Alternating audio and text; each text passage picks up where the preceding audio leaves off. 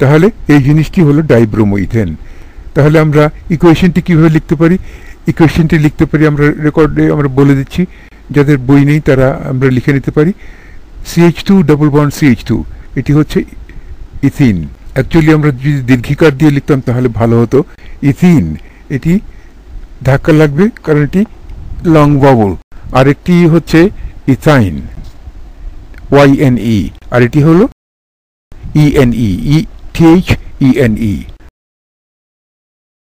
তাহলে আমরা কি পেলাম? ইথিনের সঙ্গে ব্রোমিন।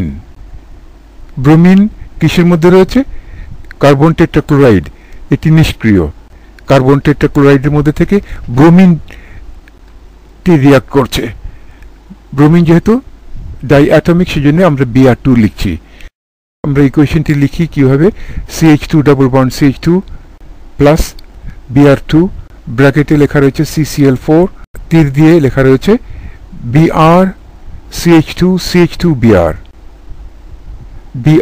CH2 লিখে একটি বন্ড দিয়ে, সিঙ্গেল বন্ড দিয়ে আবার ডান দিকে CH2 Br লেখা রয়েছে। আর নিচে রয়েছে 1,2 ডাইব্রোমো ইথেন। 1 হচ্ছে প্রথম কার্বন অ্যাটমের সঙ্গে একটি ব্রোমিন, আর 2 হচ্ছে দ্বিতীয় কার্বন অ্যাটমের সঙ্গে একটি ব্রোমিন।